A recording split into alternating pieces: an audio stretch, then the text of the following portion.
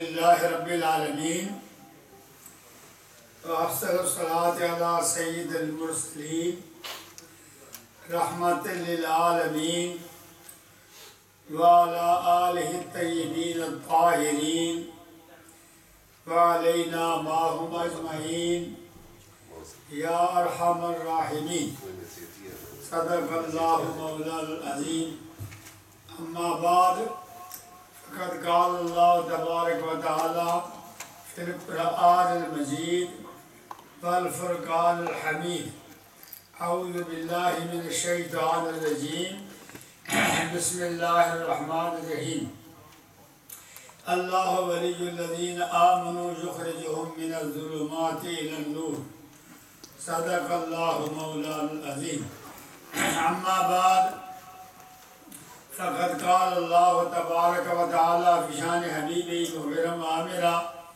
ان اللہ و ملائکتہ یصلون علی النبی یا ایھا الذین آمنوا صلوا علیہ وسلموا تسلیما درود اللہ صلی اللہ علیہ وسلم وعلی آل سیدنا و مولانا محمد مبارک وسلم وصلی علیہ الصلاۃ والسلام علیک یا سیدی یا رسول اللہ وعلی آلہ وصحبہ یا سیدی یا حبیب اللہ۔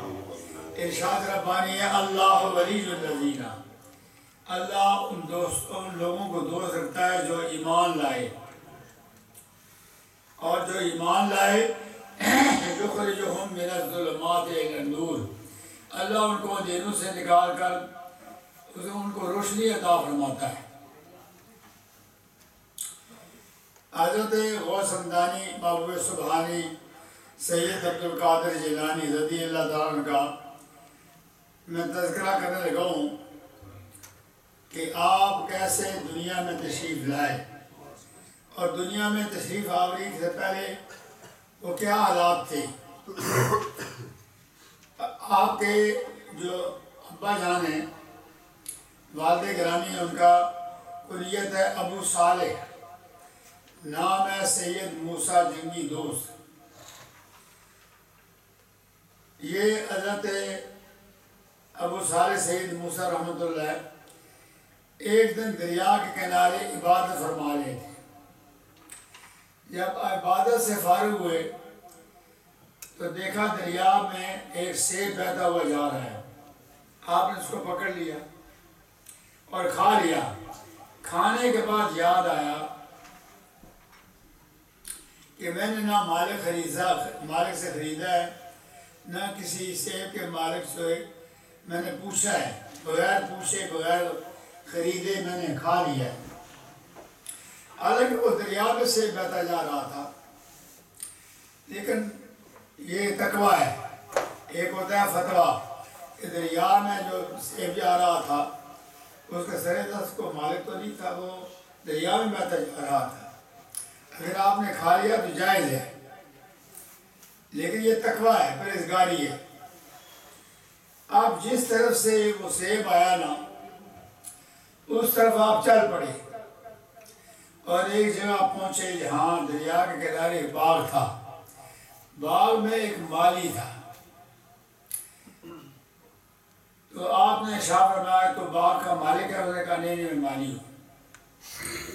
ایک بزرگ ہیں جن کا یہ باغ ہے، ان کا اسم گرامی عبداللہ سومی ہے، یہ ان کا باغ ہے، میں مالی ہوں۔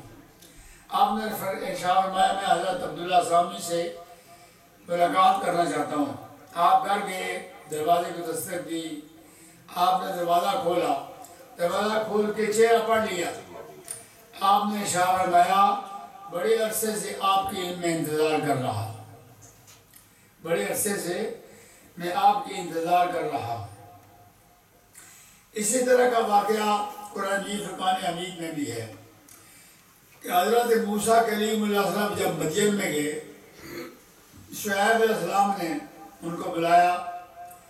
موسیٰ کلیم اللہ علیہ السلام جب شعیب علیہ السلام کے سامنے گئے، جب گفتگو کی تو آپ نے ارشاد فرمایا آپ موسیٰ ہیں؟ انہوں نے کہا نہیں میں موسیٰ ہوں۔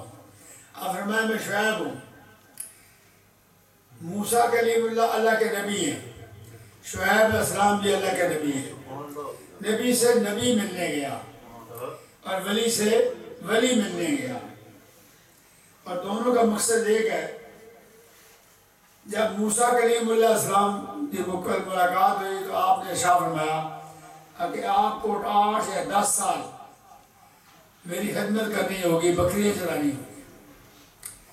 موسیٰ کلیم علیہ السلام نے منظور کر لیا اور 8-10 سال بکریاں حضرت شعیب علیہ السلام نے چرائیں. اور شعیب علیہ السلام نے اپنی بیٹی سے ان کا نکاح کر دیا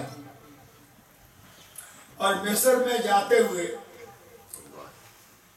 مقام طی میں ٹھہرے، لیکن آگ لینے گئے تو خدا مل گیا. جب حضرت موسیٰ کلیم اللہ کوئی دور پر پہنچے تو من الشجرۃ ان یا موسیٰ انی انا اللہ رب العالمین، پہلے خدا کی طرف سے آواز آئی فاخلعنا علیک انک بالوادی المقدس طویٰ، اے موسیٰ کلیم اللہ اپنا جوڑا اتارو، یہ مقدس مقام ہے. پھر موسیٰ کلیم اللہ حیران رہ گئے کہ کس طرف سے آواز آ رہی ہے. میرا شجرت ان یا موسیٰ انی انا اللہ رب العالمین، درخت سے آواز آئی میں رب العالمین ہوں. اب موسیٰ کلیم اللہ علیہ السلام شعیب علیہ السلام کے ساتھ پاس 8 یا 10 سال رہے اور آپ یہ دونوں نبی ہیں. شعیب علیہ السلام نبی ہیں، موسیٰ کلیم اللہ نبی ہیں. نبی سے نبی ملنے گیا اور نبی کو فیض دے رہا ہے. ڈاکٹر اقبال مرحوم کہتے ہیں اگر کوئی شعیب آئے میسر، اگر کوئی شعیب آئے میسر، شبانی سے کلیمی 2 قدم ہے. بہرحال حضرت موسیٰ جنگی دوست کو بھی کچھ عرصہ وہاں آپ کو ٹھہرنا پڑا. آپ نے ارشاد فرمایا عبداللہ سوامی نے کہ آپ اس طرح کا پودا لگائیں سیب کا، وہ پودا بڑا درخت بن جائے گا، اس کے ساتھ سیب لگیں گے اور جب سیب لگیں گے تو آپ کو اجازت ہو جانے کی اجازت ہوگی، اس سے پہلے نہیں. عرصہ پودا لگایا اور وہ درخت بن گیا، سیب لگ گئے. اور حضرت عبداللہ سوامی فرماتے ہیں کہ سیب مکمل ہو گئے لیکن آپ نے چکھے ہیں کہ میٹھے ہیں کہ کھٹے ہیں. تو آپ نے عرض کیا کہ پہلے میں سیب کھایا تھا، اتنا عرصہ گزارنا پڑا، اب میں چکھوں تو اور عرصہ گزارنا پڑے گا، لہٰذا میں نے چکھے نہیں ہیں میٹھے ہیں یا کھٹے ہیں. آپ فرمایا دوسری شرط یہ ہے میری بیٹی ہے، اس سے آپ کا نکاح ہوگا. آپ نے قبول فرما لیا تو ان سے نکاح ہو گیا. ان کا جو کنیت تھی وہ ام الخیر تھی، نام ان کا فاطمہ تھا. ام الخیر کنیت ہے، فاطمہ آپ کا اسم گرامی ہے. ان سے نکاح ہو گیا. اگر کوئی شعیب آئے میسر، شبانی سے کلیمی 2 قدم ہے. حضرت غوث اعظم رضی اللہ عنہ کا پیدائش کا وقت آ گیا تو حضرت سید موسیٰ جنگی دوست آپ ارشاد فرماتے ہیں رات کو عالم خواب میں نبی کریم صلی اللہ علیہ وسلم تشریف لائے، امام الانبیاء تشریف لائے اور تشریف لا کے ارشاد فرمایا یا ابا صالح آتاک اللہ ابن وهو ولی ومحبوبی، اے ابو صالح اللہ تعالیٰ آپ کو بیٹا عطا کرے گا اور وہ ولی ہوگا اور میرا محبوب ہوگا، وہ محبوب اللہ تعالیٰ کا محبوب بھی ہوگا. فَسَيْكُونَ لَهُ شَانٌ فِي الْأَوْلِيَاءِ وَالْأَقْطَابِ كَشَانِ بَيْنَ الْأَنْبِيَاءِ وَالرُّسُلِ، اس کی شان کیسی ہوگی جیسے میری شان تمام انبیاء میں، میں امام الانبیاء ہوں وہ امام الاولیاء ہوں گے اور اللہ تعالیٰ آپ کو بیٹا عطا فرمائے گا. فرمایا عارف رومی کیا فرماتے ہیں؟ فرماتے ہیں غوث اعظم درمیان اولیاء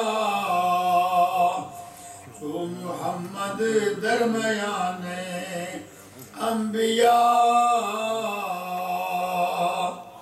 فرمایا کہ غوث اعظم اس طرح ہے اولیاء اللہ میں، جس کا نبی کریم صلی اللہ علیہ وسلم انبیاء میں ہے. حضور امام الانبیاء ہے، غوث اعظم امام الاولیاء ہے۔ فرمایا غوث اعظم امام التقا والنقا، جلوہ شان قدرت پہ لاکھوں سلام، جس کی منبر ہوئی گردن اولیاء، اس قدم کی کرامت پہ لاکھوں سلام۔ آپ کی ولایت باسعادت رمضان شریف میں ہوئی۔ مائی صاحبہ فرماتی ہیں، حضرت فاطمہ ام الخیر فرماتی ہیں کہ دن کو حضرت غوث اعظم دن کو دودھ نہیں پیتے تھے، سحری کے وقت دودھ پیتے تھے اور افطاری کے وقت دودھ پیتے تھے، پورا دن دودھ نہیں پیتے تھے۔ اور یہ بات یوں ہے، ولد اللہ یرضع الا فی نہار رمضان، رمضان کے دنوں میں حضرت غوث پاک نے اپنی ماں کا دودھ نہیں پیا۔ فرمایا غوث اعظم متقی ارآن میں، چھوڑا ماں کا دودھ بھی رمضان میں۔ ایک واقعہ ہے کہ جب حضرت غوث اعظم رضی اللہ تعالیٰ چلنے پھرنے قابل ہوئے تو آپ کے والدہ نے آپ کو 40 دینار دیے اور 40 دینار ایک تھیلی میں سی دی اور ایک قافلے کے ساتھ لگا دیا کہ جائیں بغداد شریف میں درس نظامی ہے، جامعہ نظامیہ، وہاں جا کے تعلیم حاصل کریں۔ اور باپ کا سارا سر سے اٹھ گیا تھا۔ حضرت غوث پاک رضی اللہ تعالیٰ عنہ اس قافلے کے ساتھ چل پڑے۔ 40 دینار یا 40 دن میں آپ کے والدہ نے آپ کو عطا فرمائی۔ اور ایک جگہ آئی جہاں ڈاکو تھے، انہوں نے تمام قافلے کو لوٹ لیا۔ حضرت غوث پاک سے پوچھا، سید عبدالقادر جیلانی سے پوچھا، آپ کے پاس کوئی مال ہے؟ آپ نے شاہ فرمایا میرے پاس ہے، لیکن وہ ڈاکو چھوڑتے کہ اس لیے کہ وہ کہنا بچہ ہے، اس کے پاس مال کیسے ہو سکتا ہے؟ لیکن جب بڑے ڈاکو کے پاس گئے اس نے پوچھا تو آپ نے یہی جواب دیا، اور آپ نے شاہ فرمایا یہ میرے پاس 40 دن میں میری ماں نے دیے۔ اس ڈاکو نے کہا کہ آپ کی طبیعت پر کوئی خوف نہیں ہے، ہم ڈاکہ ڈالتے ہیں اور آپ کی طبیعت پر کوئی خوف ہو نہیں، کوئی حراست نہیں، کوئی خوف نہیں۔ آپ نے فرمایا میں صرف اللہ سے ڈرتا ہوں، اور اپنی والدہ معاذہ سے وعدہ کیا تھا کہ جھوٹ نہیں بولنا، اس لیے میں نے آج جھوٹ نہیں بولا، اور مجھے خدا کے علاوہ میں کسی سے ڈرتا بھی نہیں۔ اس وقت وہ سارے کے سارے 60 ڈاکو جو تھے وہ آپ کے ہاتھ پر بیعت کر کے ڈاکو ہونے سے توبہ کر دی، آئندہ ڈاکہ نہیں ڈالیں گے۔ وہ 60 کے 60 آپ کے دست کے ہاتھ پر آپ پر ایمان لائے اور آپ کے ہاتھ پر بیعت رکھ کے بیعت کی، اور وہ 60 ڈاکو نہیں رہے، 60 اولیاء اللہ بن گئے۔ میں نے گائے ولی میں وہ تاثیر دیکھی، بدلتی ہزاروں کی تعداد تقدیر دیکھی، کلام ولی میں وہ تاثیر دیکھی، بدلتی ہزاروں کی تقدیر دیکھی۔ یہ تھا حضرت غوث پاک رضی اللہ عنہ کا ایک جو بچپن کے واقعات ہیں کہ آپ بغداد شریف کیسے گئے، آپ کے سامنے میں نے بیان کرنے کی کوشش کی ہے۔ اللہ تعالیٰ مجھے اور آپ کو عمل کرنے کو توفیق عطا فرمائے۔ اب جو باقی حصہ رہ گیا ہے انشاءاللہ اگلے جمعہ پر بیان کرنے کی کوشش کروں گا۔ اما علینا الا البلاغ المبین۔ اللہ سنتے ہیں اللہ